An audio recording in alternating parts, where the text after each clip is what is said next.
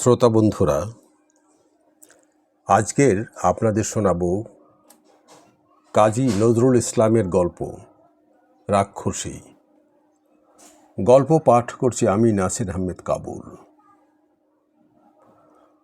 আজ এই পুরো 2 বছর ধরে ভাবছি, শুধু ভাবছি, আর সবচেয়ে আশ্চর্য হচ্ছি লোকে আমাকে দেখলেই এমন করে ছুটে পালায় কেন। পুরুষেরা যারা সব পর্দার আড়ালে গিয়ে মেয়ে মহলে খুব জাদ্রেলি রকমের শোরগোল আর হল্লা করেন, আর যাদের সেই বিদঘুটে চেঁচানির চোটে ছেলেমেয়েরা ভয়ে নফসি নফসি করে, সেই মদ্যরাই আবার আমায় দেখলে হুকো হাতে দাওয়া হতে আস্তে আস্তে সরে পড়েন। তখন নাকি তাদের অন্দরমহলে যাওয়ার ভয়ানক হাজত। মেয়েরা আমাকে দেখলেই কাক হতে দুম করে কলসি ফেলে সে কি লম্বা ছুট দেয়। ছেলেমেয়েরা তো নাক মুখ ছিটকে ভয়ে একেবারে আতকে ওঠে। 1000 গজ দূর থেকে বলে, ওরে বাপরে, ওই এলো পাগলি রাক্ষসী মাগি, পালা পালা। খেলে খেলো।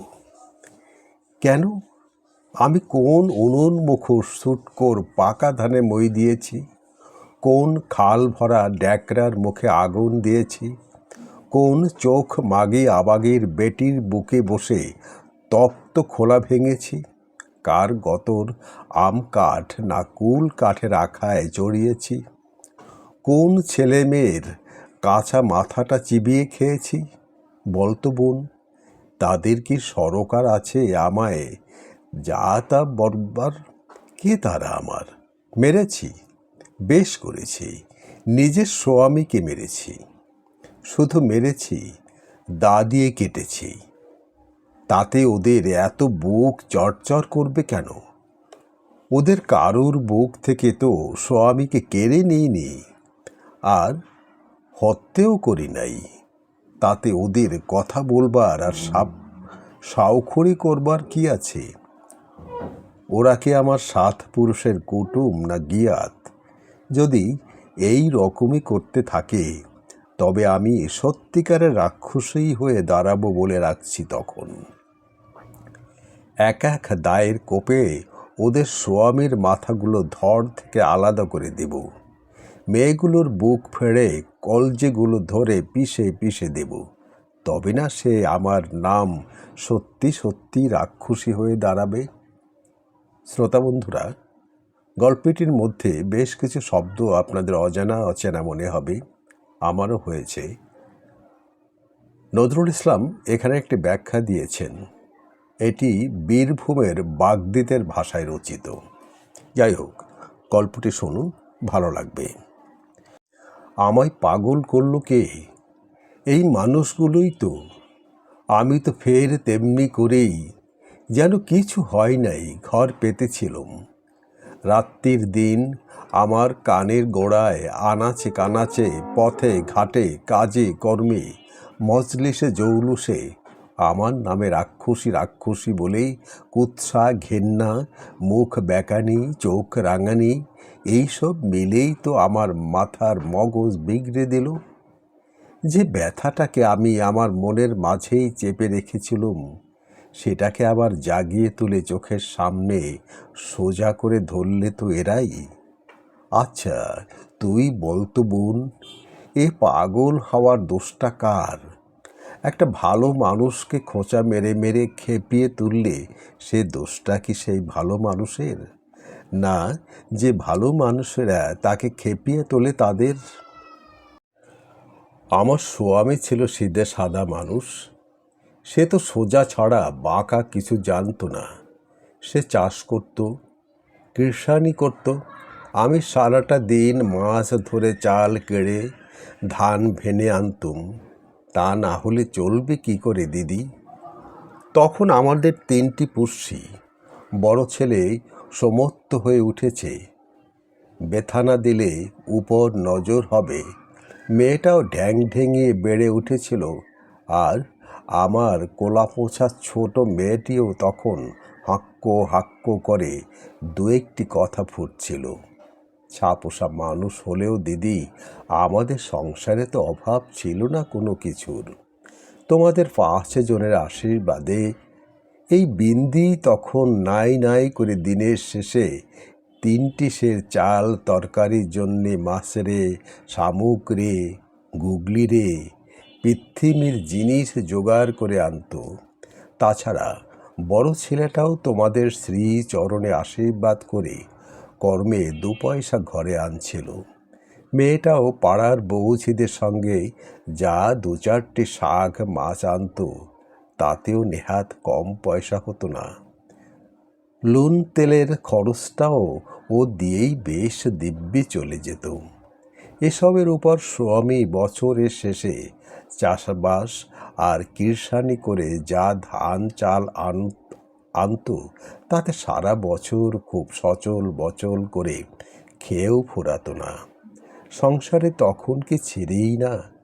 লক্ষ্মী যেন মুখ তুলে চেয়েছিল। এত সব কার জন্যে? ওই ছেলে মেয়েগুলোর জন্যেই তো।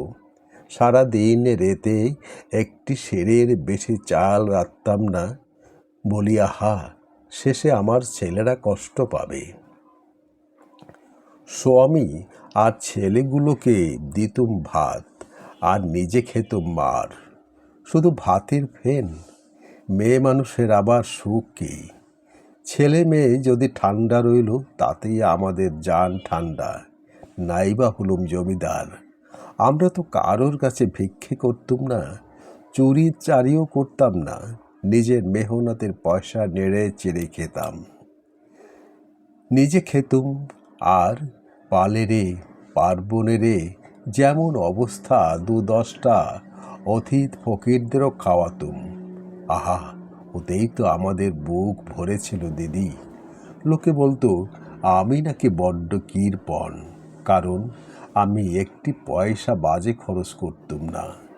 তা বলে আর কি করব? তাতে আমার বয়ে যেত। তারা তো জানতো না আমার মাথায় কি বোঝা চাপানো রয়েছে। 2 মেয়ে আর একটি ছেলের বিয়ে দিতে হবে। বাড়িতে বউ আসবে, জামাই আসবে। আমার এই মাটির ঘরেই আনন্দে ইন্দিরপুরী হয়ে উঠবে। 2 সাদ আরমান আছে, তাতে কত খরচ বল দেখিনি বোন?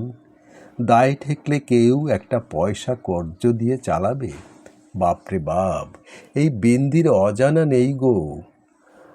গলায় সাপ বেঁধে পড়লেও কোনো বেটি একটি ক্ষুদ্র কণা দিয়ে শুধ হয় না। তার আবার গোমর। আমার কাছে ওসব শুধু কথায় চিড়ি ভেজে না বাপু। তবে বুঝতুম অনেক করই রাড়ির বুক চচ্চর করত হিংসে আমাদের এই এতটুকু সুখ দেখে। এমনি করেই সুখে সুখে দিন যাচ্ছিল আমাদের। আমি মনে করতুম আর যটা দিন বাঁচি এমনি করে স্বামীর সেবা করে, ছেলে মেয়ে চড়িয়ে, নাতিপুতি দেখে আমার হাতে নোয়া অক্ষয় রেখে মরি। কিন্তু তা আমার পড়া বেধাতা সইল না। আমার সাথের ঘরকন্যা শ্মশানপুরী হয়ে গেল, আর এত আশা ভরসা সব তাতে চুলোর ছাই পাশ পড়ল। শুনে যা দিদি, শুনে যা সব। আর যদি দোষ দেখিস তো তোর ওই মোড়ক খেঁড়া দিয়ে আমার বিষ ঝেড়ে দিয়ে যাস। 7 উনুনের বাসি ছাই আমার পোড়া মুখে দিয়ে দিস। হায় বোন, আমার দুঃখর কথা শুনলে পাথর গলে মোম হয়ে যায়। কিন্তু গায়ের এই বেদিল মানুষগুলো আমায় এতটুকু বোধ না দেয় না। তার উপর রাত্রির দিন নানান কথা বলে জানটাকে খেপিয়ে তুলেছে। মনে করি আমার সব পেটের কথা কারুর কাছে তন্ন তন্ন করে বলি, আর খুব একচোটো কেঁদে নিয়ে মনটাকে হালকা করি। তা যারই কাছে খেসতে চাই, সে মনে করে এই আমার খেলে রে। আমি যেন ডাইনি কুহকিরও অধম। এই হেনস্থার ভয় করার দারুণে আমার সমস্ত মগজটা চমচম করে ধরে যায়। কাজেই আমার পাগলামি তখন আরও বেড়ে যায়। সাথে কি আমার মুখ দিয়ে এত গালিগালাজ সাপ মন্নি বেরোয়? বোন, তুই সব কথা শোন, আর নাথি মেরে আমার থোতা মুখ ভোতা করে দিয়ে যা। তুই তো বরাবরই জানতিস দিদি, আমাদের পাঁচুর বাপ ছিল বরাবরকার সিধে সাধা মানুষ। সে হেরফের বা কথার প্যাচ বুঝতে পারত না। নাকটা সোজাসুজি না দেখিয়ে হাতটা পিঠির দিক দিয়ে বাঁকিয়ে এনে দেখানোটা তার মগজের আদৌ ঢুকত না।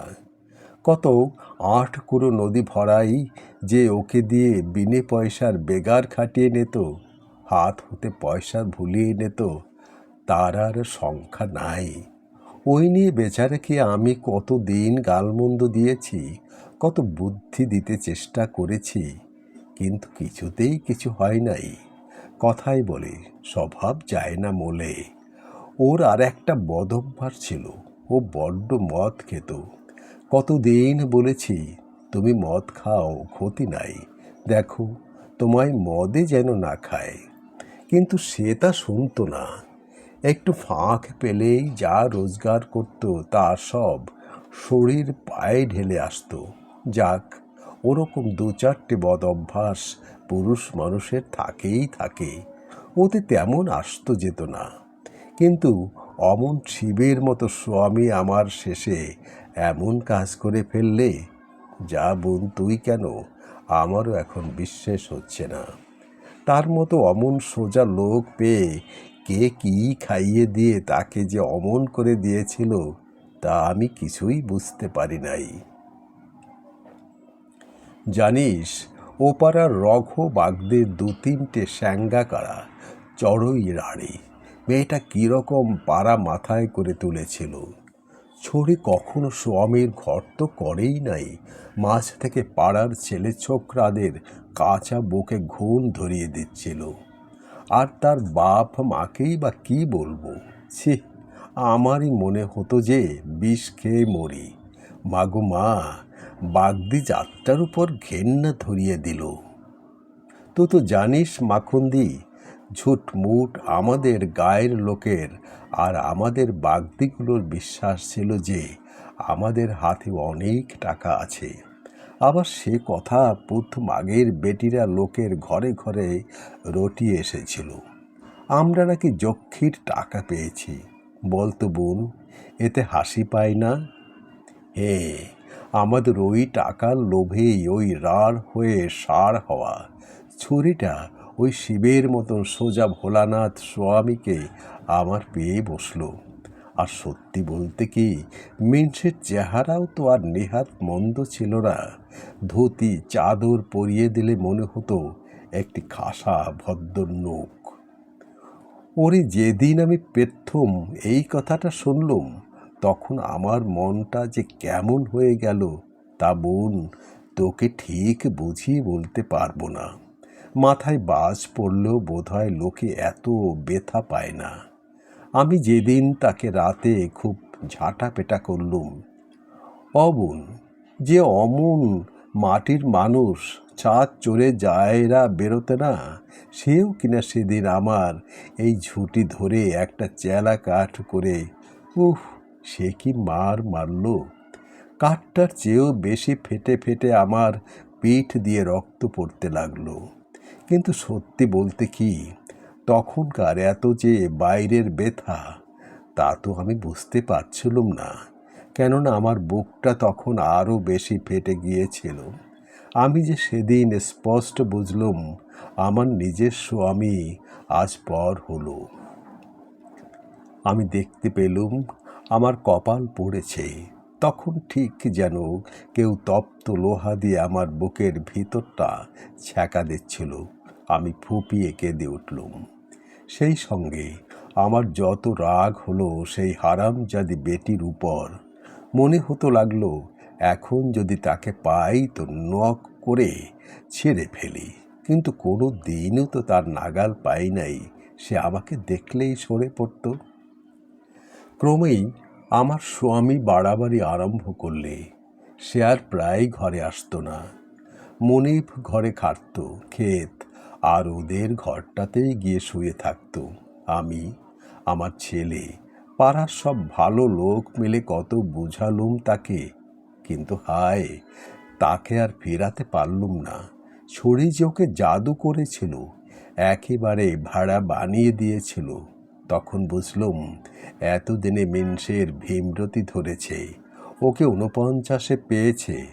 তা নইলে কি এমন চোখের মাথা খেয়ে বসে লোকে?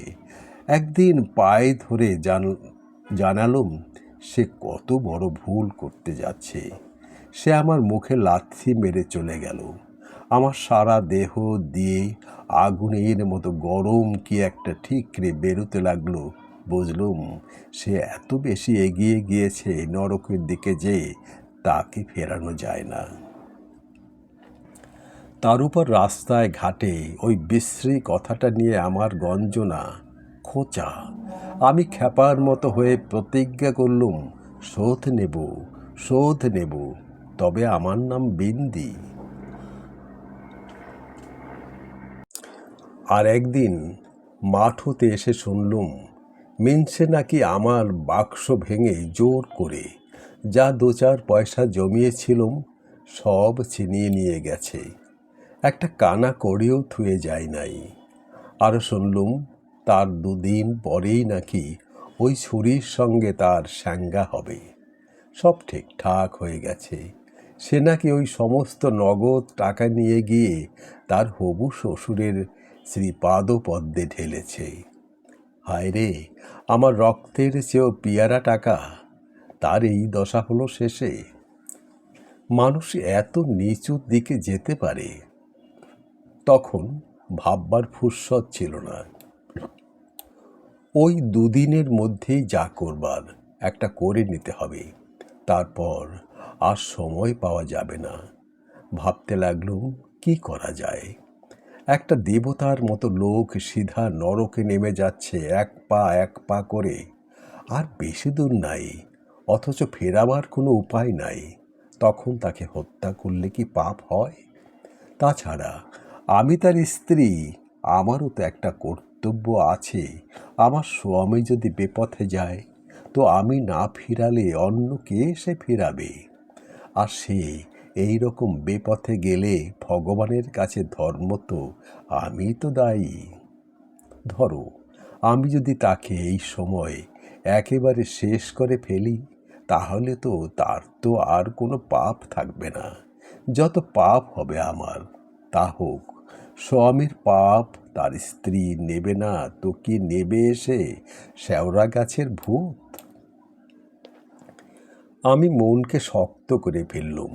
হ্যাঁ, হতেই করব যা থাকে কপালে, হতেই করব যা থাকে কপালে। ভগবান, তুমি সাক্ষী রইলে। আমি আমার দেবতাকে নরকে যাবার আগে তার জানটা তোমার পায়ে জবা ফুলের মতো উৎসর্গ করব। তুমি তার সব পাপ খণ্ডন করে আমাকে শুধু দুঃখ আর কষ্ট দাও, আমার তাই আনন্দ। সেদিন সাঁঝে একটু ঝিমঝিম বৃষ্টির পর মেঘটা বেশ পরিষ্কার হয়ে এসেছে। এমন সময় দেখতে পেলুম আমার স্বামী একা ওই আবাগিদের বাড়ির পেছনে তেঁতুল গাছটার তলায় বসে খুব মন দিয়ে একটা খাটের খুঁড়োয় রেঁদা বুলোচ্ছে। কি করতে হবে ঝা করে ভেবে নিলুম। চারদিকে তাকিয়ে দেখলুম কেউ কোথাও নেই। আমি পাগলির মতো ছুটে এসে দাটা বের করে নিলুম। সাঁঝের সূর্যটা লাল আলো দাটার উপরে পড়ে চকমক করে উঠল। ওই ঝাপসা রোদে আবার বৃষ্টি নেমে এলো, ঝিমঝিম ঝিম। বাড়ির পাশে তখন এক পাল ন্যাংটা ছেলে জলে ভিজতে ভিজতে গাইছিল, রোদে রোদে বৃষ্টি হয়, খ্যাক শিয়ালির বিয়ে হয়। আমি আঁচলে দাটা লুকিয়ে দৌড়ে বাঘিনীর মতো গিয়ে সে কি জোরে তার বুকে চেপে বসলুম। সে হাজার জোর করেও আমায় উল্টিয়ে ফেলতে পারলে না। তার ঘাড়ে মস্ত একটা কোপ বসিয়ে দিতেই আমার হাতটা অবশ হয়ে এলো। তখন সে দৌড়ে পাশের পাট ক্ষেতটায় গিয়ে চিৎকার করে পড়ল। আমি তখন রক্তমুখো হয়ে উঠেছি আমি আবার গিয়ে দুটো কোপ বসাতেই তার ঘাড় হতে মাথাটা আলাদা হয়ে গেল। তারপর খালি লাল আর লাল, আমার চারিদিকে শুধু রক্ত নেচে বেড়াতে লাগলো। তারপর কি হয়েছিল আমার আর মনে নেই। যেদিন আমার বেশ জ্ঞান হলো সেদিন দেখলুম আমি একটা নতুন জায়গায় রয়েছি, আর তখন চারিদিকে যে কতই রং বেরং এর লোক। আর সবচেয়ে আশ্চর্য হচ্ছিলাম এই দেখে যে আমিও তাদের মাঝে খুব জোরে জাতা পিষছি। এতদিনের পর সূর্যের আলো, ওহ, সে কত সুন্দর সাদা হয়ে দেখালো। এর আগে চোখের পাতায় একটা শুধু লাল রং ধুধু করত। জিজ্ঞাসা করে জানলুম ওটা শিউরির জেলখানা। আমার 7 বছরের জেল হয়েছে। এই মাত্র 3 মাস গিয়েছি। আমি নাকি ম্যাজিস্ট্রার সাহেবের কাছে সব কথা নিজে মুখে স্বীকার করেছিলাম। তবে আমার শাস্তি অত হতো না। দারোগাবাবু গায়ে গিয়ে খুব বাড়াবাড়ি করায় আমি নাকি তাকে খ্যাংরা পেটা করে বলেছিলাম সে যেন জোর জুলুম না করে গায়ে। সেই নাকি সাহেবকে বলে এত শাস্তি দিয়েছে। মাগো মা, সে কি খাটুনি জেলে! তবু দিদি, যতদিন মনে ছিল না কিছু ততদিন যে বেশ ভালো ছিলুম। জ্ঞান হয়ে সে কি জ্বালা! তখন কাজের অকাজের মাঝে চোখের সামনে ভেসে উঠত সেই ফিং দিয়ে ওঠা হালকা রং। ওহ, কত যে রক্তের তেজ! বাপরে বাপ! সে মনে পড়লে আমি এখনো বেহুশ হয়ে পড়ি। মাথাটা তখন কাটা গেল। তখন ওই আলাদা ধরটা কাতলা মাছকে ড্যাঙায় তুললে যেমন করে, ঠিক তেমনি করে কাতরে কাতরে উঠছিল। এত রক্ত থাকে গো একটা এতটুকু মানুষের দেহে!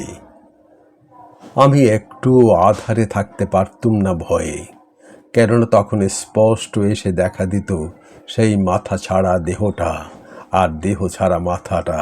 ওহ! তারপর দিদি, কোন জজ নাকি 7 সমুদ্র 13 নদী পার হয়ে এসে দিল্লির বাদশাহী তখ্তে বসলেন, আর সব কয়েদিরা খালাস পেল। আমিও তাদের সাথে ছাড়া পেলুম। দেখলি দিদি, ভগবান আছেন। তিনি তো জানেন আমি ন্যায় ছাড়া অন্যায় কিছু করি নাই। নিজের স্বামী দেবতাকে নরকে যাবার আগেই ও পথ থেকে সরিয়ে দিয়েছি। পুরুষেরা ওতে যাই বলুক, আমি আর ভগবান এই 2 জনাতেই জানতুম এ একটা মস্ত সোজাসুজি সত্যিকার বিচার। আর পুরুষেরা ওরকম চেঁচাবেই, কারণ তারা দেখে আসছে যে সেই মান্ধাতার আমল থেকে শুধু মেয়েরাই কাটা পড়েছে তাদের দোষের জন্যে। মেয়েরা প্রথম এই পুরুষদের মতোই চেঁচিয়ে উঠছিল কি না এই বিচারে আমি তো জানি না। তবে ক্রমে তাদের ধাতে যে এ খুবই সয়ে গিয়েছে এ নিশ্চয়ই। আমি যদি ওই রকম একটা কাণ্ড বাঁধিয়ে বসতুম, আর যদি আমার স্বামী ওই জন্যে আমাকে কেটে ফেলতো, তাহলে পুরুষেরা একটি কথাও বলতো না। তাদের সঙ্গে মেয়েরাও বলতো, হ্যাঁ, ওরকম খারাপ মেয়ে মানুষের ওই রকমই মরা উচিত, কারণ তারাও বরাবর দেখে আসছে পুরুষদের 7 খুন মাপ। তাছাড়া আমি মানুষের দেওয়ার চেয়ে অনেক বড় শাস্তি পেয়েছিলুম নিজের মনের মাঝে। আমার জ্বালাটা যে সদা সর্বদা কীরকম মচড়ে উঠত তা কে বুঝতো বল দেখি বোন। নিজের হাতে কাটলেও সে তো ছিল আমারই স্বামী। কোন জজ নাকি তার নিজের ছেলের ফাঁসির হুকুম দিয়েছিলেন। তাহলেও অত শক্ত হলেও তার বুকে কি একটুকু লাগে নাই ওই হুকুমটা দেবার সময়?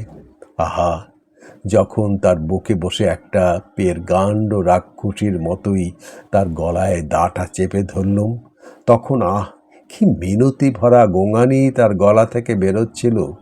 চোখে কি সে একটা ভীত চাহনি আমায় ক্ষমা চাইছিল। আহ আহ জেলে রাত্রির দিন কাজের মধ্যে ব্যস্ত থেকে কোনো দিন ভাববার সময় পেতুম না। মনটাকে ভাববার সময় দিতাম না, কাজের উপর কাপ চাপিয়ে তাকে এত বেশি জড়িয়ে রাখতুম যে শেষে যে ঘুম এসে আমাকে অবশ করে দিয়ে যেত তা বুঝতেই পারতুম না। এখন যেদিন ছাড়া পেলুম সেদিন আমার সমস্ত বুকটা কিসের কান্নায় হা হা করে পেঁচিয়ে উঠল। এতদিন যে বেশ ছিলুম এই জেলের মাঝে, এতদিন আমার মনটা যে খুব শান্ত ছিল, এখন এই ছাড়া পেয়ে আমি যাই কোথা? ও ছাড়া পাওয়ার সে কি বিষের মতন জ্বালা।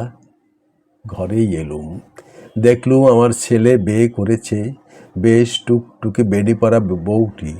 আমি ফিরে এসেছি শুনে গায়ের লোকে হা হা করে ছুটে এলো, বললে গাইবার মরকচণ্ডী হবে। বাপরে, সাক্ষাৎ তারকা রাক্ষসী এবার গায়ে ফিরে এসেছে, এবার আর রক্ষা নাই, নিঘাত জমালয়। পেথম পেথম আমি তাদের কথায় কান দিতুম না, মনে করলুম গান করেছি ঢোল, কত বলবি বল। শেষে কিন্তু আর কান না দিয়েও যে আর পারলুম না।